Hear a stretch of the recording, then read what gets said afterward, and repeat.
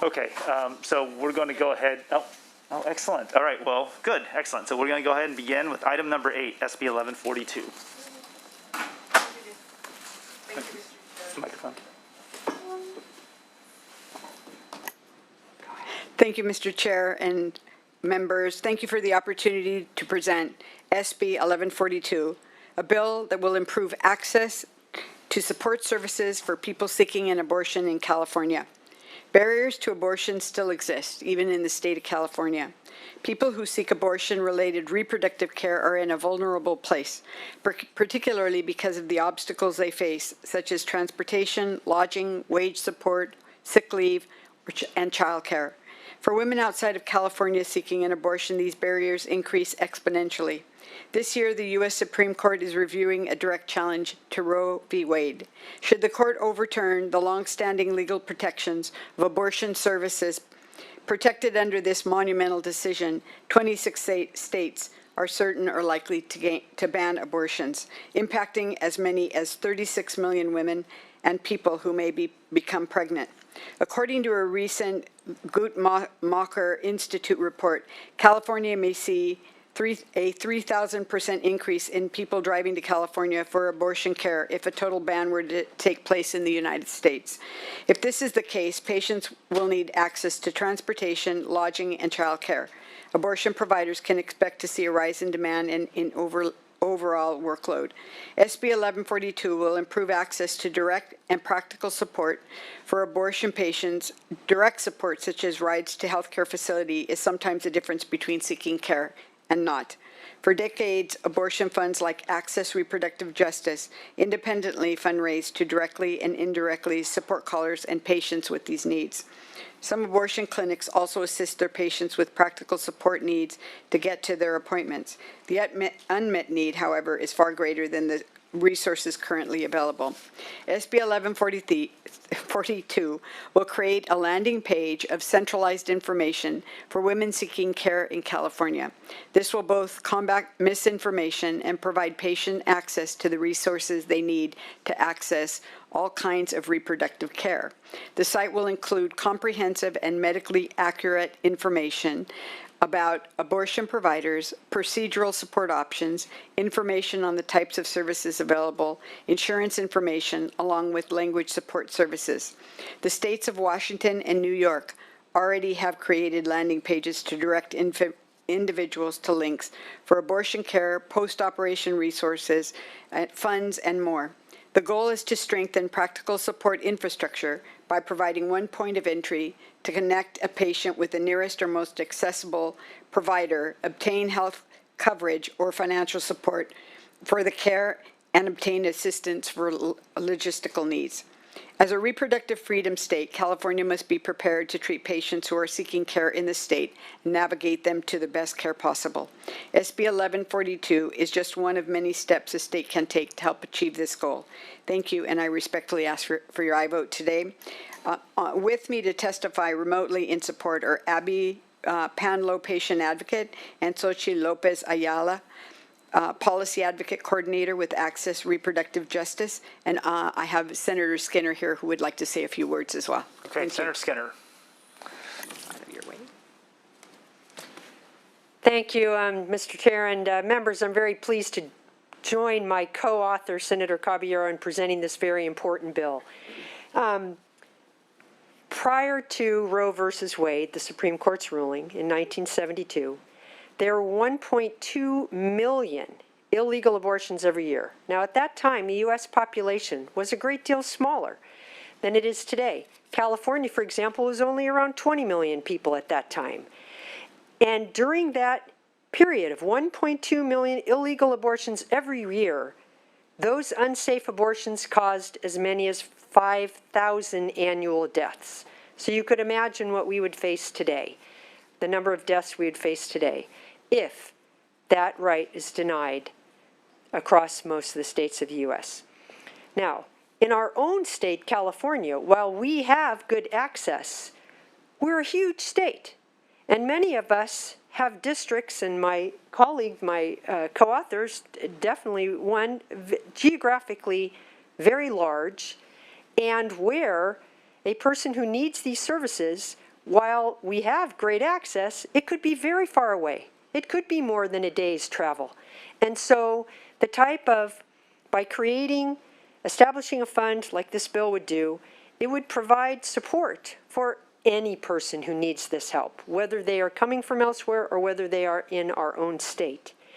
What SB 1142 does is sends a clear message that California can and will act to protect a person's right to all reproductive services, including abortion, and connecting them with safe providers and support if needed to be able to deliver that care.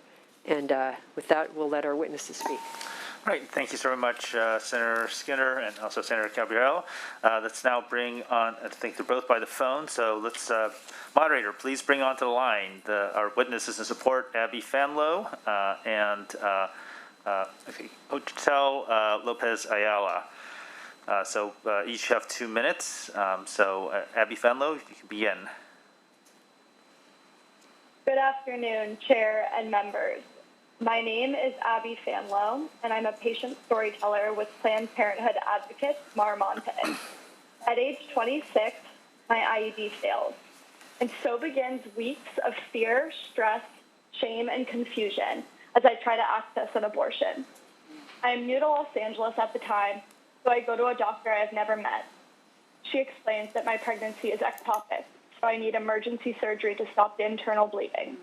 I am terrified, so I agree to the procedure immediately. When I wake up, I learn the pregnancy wasn't actually ectopic, but due to safety concerns, the doctors performed a D&C. I am told this means the pregnancy is over and I can move on with my life. However, at my 1-week checkup, I am still pregnant, so I spend the next several days doing nothing except trying to get an abortion.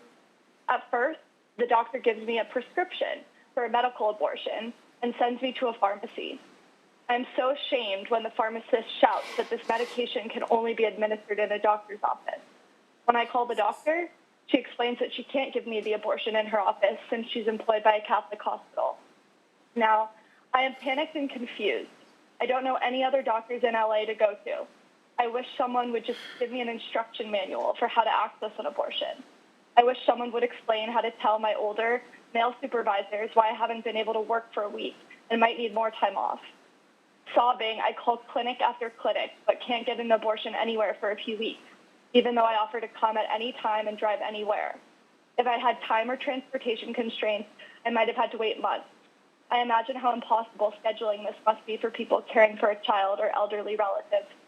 I eventually get the abortion, but the experience convinced me that making California a state where people truly have the right to choose requires ensuring all patients, whether they live in California or are coming from other states, can access a timely abortion, are supported in that process emotionally and logistically, and get help navigating the professional and financial consequences of taking days out of your life to access this health care.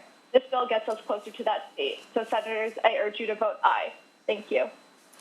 Thank you. Now let's bring on Hotel Lopez Ayala from Access Reproductive Justice. Please begin. Thank you, Chair Penn and Assembly members. I'm Xochitl Lopez Ayala, and I'm the Policy Advocacy Coordinator for California's only abortion fund, Access Reproductive Justice, also known as Access RJ. At Access RJ, we encompass the reproductive justice movement, which teaches that deciding when and if to parent and raise children in safe and sustainable communities is a human right. Access RJ often serves as an initial point of contact and primary support systems for patients navigating barriers in abortion access. In 2019, more than 200,000 people called abortion funds looking for help to get their abortions. People call abortion funds because we remain the experts when it comes to connecting them with compassionate care. There's simply no other network with a shared intergenerational knowledge and expertise. Without additional resources, we will not be able to support the patients who are seeking care in California. SB 1142 will create the California Abortion Support Fund to provide grants to organizations like us that will provide logistical and direct support to people accessing abortion services in California. When I tell you abortion funds like Access RJ are doing challenging work, it's our passion of caring for others that drives us. And it's not an exaggeration, and we cannot stop. We're living through this heightened political moment where fundamental bodily autonomy is being attacked. We need more financial investment than ever, as more people will be traveling for abortion with heightened restrictions. I'm asking for your support of SB 1142. I'm feeling honored by the decades of wisdom inherited in abortion funding work, grateful for the trust you've given me to speak before you today, and I'm looking forward to true liberation with abortion funding front and center in reproductive health care. I'm also available for questions. Thank you for your time. Thank you so very much. We'll now move on to witnesses in support of SB 1142, name organization position only. Begin here in room 1200. Molly Robeson with PPAC. We're a co-sponsor and proud support. Thank you. George Soares with the California Medical Association in support. Thank you. Seeing no one else approaching the microphone, room 1200. Moderator, please open the lines for witnesses who wish to testify in support of SB 1142, name, organization, and position. Thank you. If you wish to speak in support of SB 1142, please press 1, then 0 at this time.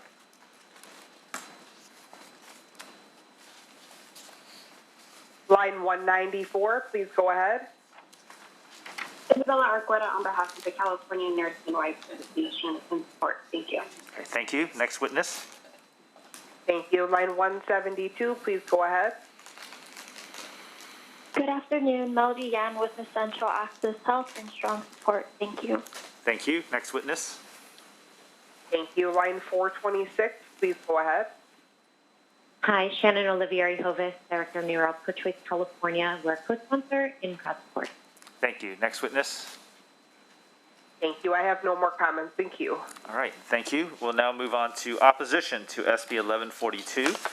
And we have two witnesses who will be testifying in opposition in person. So we'll begin with Susan Arnell with the Right to Life League, followed by Molly Sheehan from the California Catholic Conference. You each have 2 minutes, a total of 4 minutes between the two of you. So you, please begin. Thank you, Senator Penn. My name is Susan Arnall. I'm a California attorney and Vice President of Legal Affairs at the Right to Life League, America's first pro-life organization representing 52 member pregnancy help clinics, centers, and maternity homes in every one of your districts, and tens of thousands of pro-life voters across the state of California.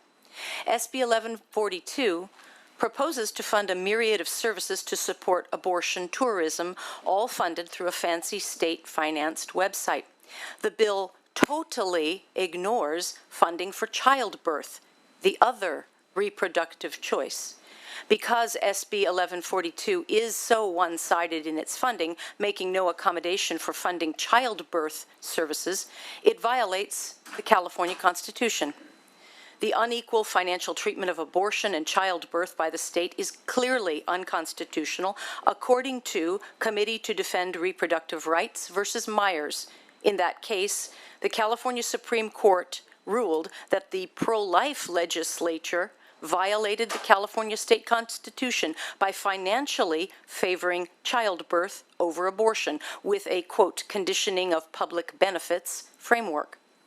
Today, more than 40 years later, pro-abortion legislators are advancing SB 1142, favoring abortion over childbirth.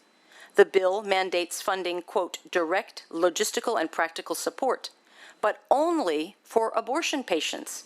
These include, quote, airfare, lodging, ground transportation, gas money, meals, dependent child care, doula support, and translation services to help a person access and obtain an abortion, unquote. The bill offers a state-funded abortion vacation, including payment support resources to, quote, help people with the cost of the abortion procedure, unquote. SB 1142 does not provide such assistance or benefits to those who choose childbirth. Why not? Isn't birth a choice, too? SB 1142 blatantly favors one reproductive choice over another, and it is unconstitutional. Please reject SB 1142. Thank you. Thank you. So we now have Molly Sheehan. She left you a minute and I think 45 seconds. Okay. Thank you. Good afternoon, Chair Pan and members of the committee. My name is Molly Sheehan, here on behalf of the California Catholic Conference. The Catholic Church is the largest provider of private, nonprofit social services in California and in the world. And every single day, our community organizers go into the homes of our most vulnerable communities, undocumented communities, families in poverty, and these families say we cannot survive living in California. Poor women in California who don't have time off work, who don't have someone to watch their kids, who are living with an abusive partner, who don't have transportation to prenatal appointments, who can't pay for gas, who are housing insecure, they feel they have no choices. Yet this bill would offer those same solutions to women who are out of state coming here for abortions. Low-income mothers in California, in Arizona, and in other states do not want to travel to have an abortion. They do so only when they feel that that is their only option in a situation that is impossible. The same with California families who say, look, we're putting off having children, we're not having children we want to have, or we have children and we're not thriving. If you're homeless and pregnant in California, you don't receive priority housing until you're 7 months pregnant. These mothers have to pay for prenatal care, doulas, transportation, all the care they receive throughout pregnancy out of pocket. And there's no equity for California women and families. So offering abortion as the only solution without addressing these real needs is tantamount to coercion. Most low-income women self-identify as pro-life according to Gallup, and the low-income mothers we work with every day do not want more abortion. They want help to be parents. Channeling tax dollars away from California families struggling to pay rent, to put food on the table, to find housing, on the long wait list for daycare does not achieve the goal of reproductive justice. Families deserve the right to live in safe and sustainable communities, yes, and to be supported when they choose to be parents. On behalf of California women and families who want support to be parents and live in California, I urge a no vote on SB 1142. Thank you. Thank you. We'll now take on any other additional witnesses in opposition to this bill. Name, organization, and position. Hi, thank you, Melissa Melendez. I oppose everything you do. It's fraud. Thank you. Your next witness. My name's Jennifer Milbourne. I work for Abortion Survivors Network and survived an abortion procedure by my biological mom, and I oppose this bill. Thank you. Next witness. Greg Burt with the California Family Council in strong opposition. Thank you. Thank you. Next witness. Bridget Blair. I've had 3 first trimester D&C section abortions, and I oppose this bill. Thank you. Next witness. Jonathan Keller with California Family Alliance and also representing the California Southern Baptist Convention, strong opposition. Thank you. Seeing no one else approaching the microphone, here in room 1200, operator, please open the lines for witnesses who wish to testify in opposition to SB 1142, name, organization, and position only. Thank you. If you wish to speak in opposition to SB 1142, please press 1, then 0 at this time. We'll start with line 433. Please go ahead. Yes, Penny Harrington from San Diego County in strong opposition. Thank you. Next witness. Thank you. Line 118, please go ahead. Jessica Artat, San Bernardino County, strong opposition. GoFundMe. Thank you. Next witness. Thank you. Line 425, please go ahead.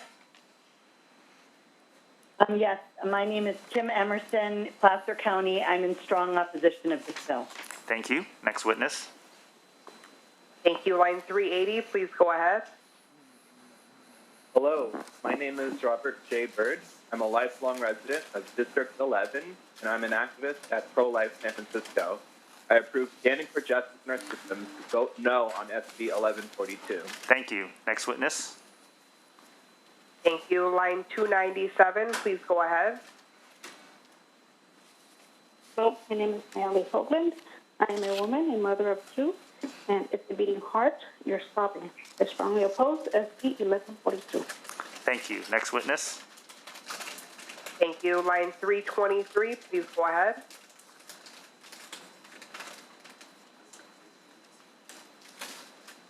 Line 323.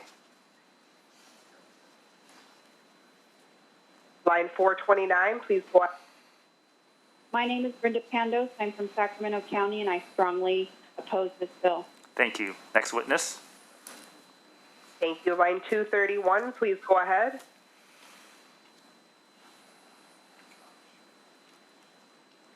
Line 231. Line 70, please go ahead.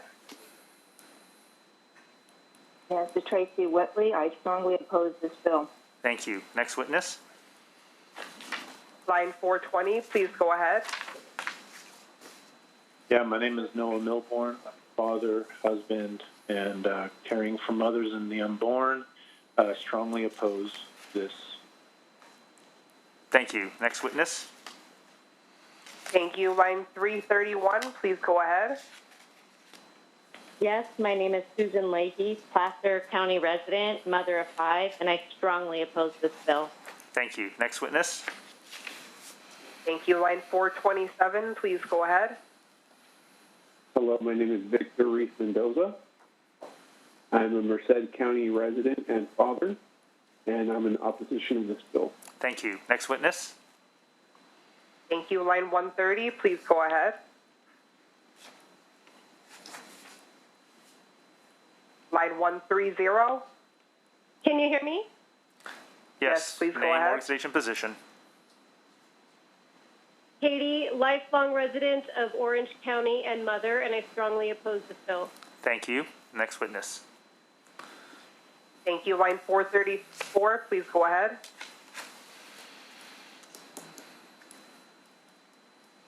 Line 434. Earl Smith, and I strongly oppose Bill SB 1464, and I'm from San Joaquin County. Okay. Thank you. Actually, we're in SB 1142. Great. Thank you. Next witness. Did an event last year. Thank you. Line 207, please go ahead. I'd like to remain anonymous, but as someone who received an abortion and now is a mother, I strongly oppose this bill. Thank you. Next witness. Name, organization, position. Thank you. Thank you. Thank you. Line 232. Thank you. Line 232, please go ahead. Yes. Can you hear me? Yes. Name, organization, position. Hello? Yes. Name, organization, position. Yeah. Abortion is not reproductive choice. No on SB 1142. What's your name, sir? Okay. Next witness then. Thank you. Line 340, please go ahead. Yes, hello. My name is Sandra Marquez. I'm in agreement with the two individuals who spoke in opposition to this bill, SB 1142. I am strongly in opposition. Thank you. I'm Thank you. Next witness, please. Thank you. Line 85, please go ahead. Line 85.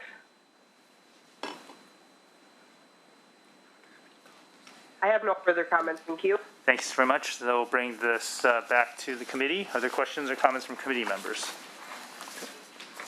Yeah. Okay, Senator Melendez. Thank you, Mr. Chairman. So Senators Skinner and Caballero, I have a few questions. This bill would require a website to be established so that it can list where one could acquire an abortion, and it also establishes a fund to assist those who are seeking an abortion, right? That's the nuts and bolts of it. There are two separate pieces, and one is a website and one is funding. Is the funding. Okay. For the funding, pursuant to the legislature making the appropriation for the funds, these funds could be accessed by any woman seeking an abortion, whether she's a California resident or not. Is that correct? The state funds, we anticipate a fund. The fund would include state resources, and then they would include philanthropic resources, including donations from individuals. Right now, it appears as if we need to segregate those funds because they have different consequences. And it's our anticipation the state funds would be used for state residents, and the philanthropic fund would be used for out-of-state or for anybody who is asking for services in the state of California. Okay, that is not outlined in the bill, though. That is correct. Are you planning on amending it? Yes. We're working on exactly how we have to set up the funds in order to comply with state law. Okay, so at this point, you're not clear as to how you would do that? No, at this time, it's clear how we would do that. It's a question of exactly where the funds would be and how they would be allocated. Actually, unless someone's asking you for, then, sorry. Yes, Senator. As is very common in many bills, when you're still trying to work out the details of implementation, and because of obviously this would require an appropriation, we have been meeting with various state agencies we wanted to make sure that the structure was exactly right, and we've not landed on that, but we had, for example, a meeting today on the question, and so we will be amending it so that it outlines exactly what that difference and any other differences we need for the fund to be established appropriately. So can I ask, what's the rush? I mean, this seems complicated on how you might be able to It's not complicated. We already have, for example, if we take... Well, it's not in the bill, so... No, it's not in the bill yet because, hey, this is the first hearing, and we're part of the legislative process. We are going through the process, and we still have other committees that will have to be vetted. Well, I get that. In the legislative process, oftentimes, bills are amended along the way to satisfy the concerns of the committee. Or to make sure that you have the implementation mechanisms. But generally, the bill is... is more cooked than this, but that's neither here nor there. I show you 10 of my bills that still need implementation details.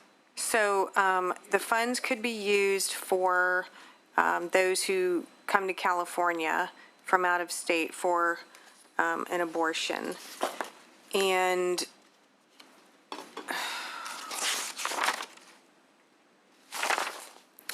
I guess I know you made mention during your comments about that there seems to be some sort of nationwide press on this, but at this point in time, the Texas abortion bill is the only one that has withheld,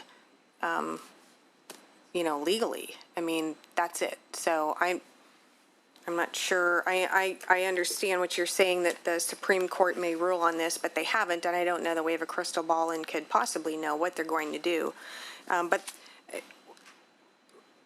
I guess irrespective of that,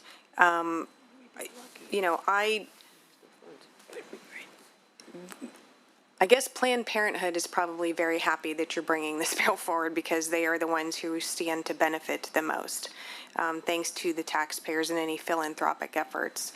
But I cannot support a bill that seeks to snuff out the life of a human being. That's a philosophical difference, obviously. But I also don't think it's appropriate that the taxpayers of California would pay for that. I just don't believe that's appropriate. So those two things combined, I'm sure this comes as no surprise to you, that I can't support the bill, but I will end my comments by saying that I think perhaps the genesis was the governor's statement that he wanted California to become the abortion sanctuary, which I could think of many, many things that we should be known for. That is not one of them. But my guess is it's coming from that, and this is a way to help implement his vision. But it is not appropriate to ask other people to pay for someone else's abortion. So I will not be supporting the bill today. Okay, thank you, Senator Melendez. Senator Wiener. Thank you, Mr. Chairman. I think the taxpayers should absolutely be supporting people's access to health care, including reproductive health care, including abortion, and as other states move to effectively ban abortion, I think Oklahoma is the latest one.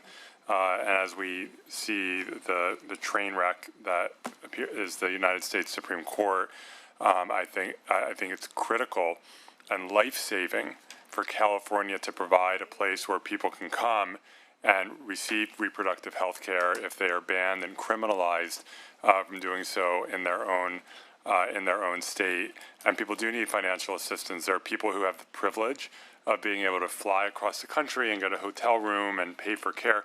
not everyone can do that. In fact, there are parts of California where people struggle to have access. So I think this is incredibly important.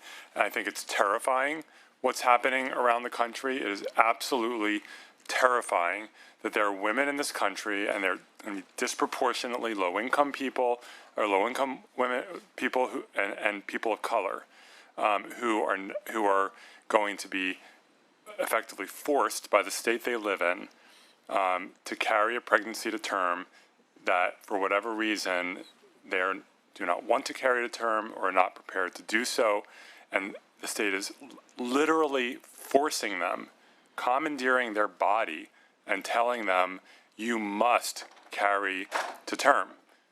And that is not, to me, that's not American. That's not what this country is about. This country is about freedom, and it is about people making those decisions for themselves. And so I strongly support this bill. I noticed that the co-author lists are all one gender. If you are accepting male co-authors, I would love to be a co-author. If not, I completely understand. We would welcome you as Thank a you, co-author. Senator. Yes. Right, any other questions or comments from committee members? Okay, seeing none. Well, let me just say, I think Senator Wiener probably captured a lot of in his remarks, for at least for myself and perhaps for others as well. So, and you've made I think you've very well presented the issues as well. So, certainly going to be in support. Would you like to close? I will adopt the closing of Senator Wiener as my close, and I respectfully ask for your aye vote. Okay, thank you. Actually, was there a motion yet? So moved. Okay. Oh, all right, it's been moved by Senator Eggman. The motion is do pass and refer to the Committee on Judiciary. Consultant, please call the roll. Pan. Aye. Pan, aye. Melendez. No. Melendez, no. Eggman. Aye. Eggman, aye. Gonzalez. Grove. Hurtado. Leyva. Aye. Leyva, aye. Limon. Roth. Aye. Roth, aye. Rubio. Aye. Rubio, aye. Wiener. Aye. Wiener, aye. All right, the vote's currently 6-1. We'll hold the roll open for absent members. Thank you very much. Okay. I see that we have Senator Glazer here. So I think, so that's item number 11.